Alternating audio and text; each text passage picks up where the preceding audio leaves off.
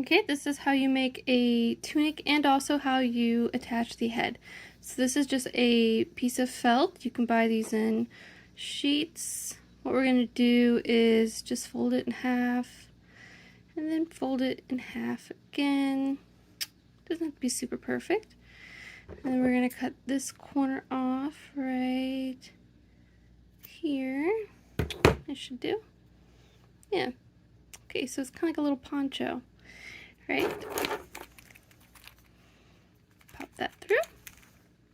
Now I'm not going to worry about this for a second.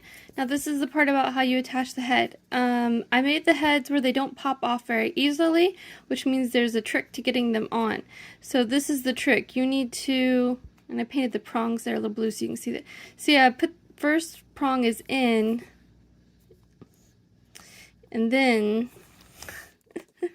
well, let's see now.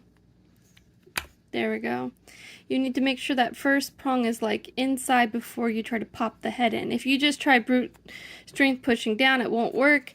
Also, the head is, as you can see, does not completely turn. So you need to make sure it is, facing forward.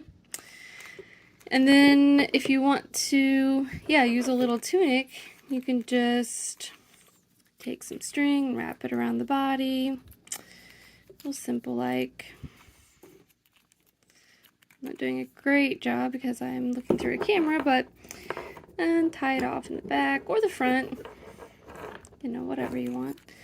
And if you want the arms a little narrower, you could trim those. I just gave some general measurements, but I actually made mine slightly more narrow than this. And then I ended up, I think the other one I cut it at an angle here and left the back long. But that's how you would make a tunic. Very simple. And that's how you get the head on.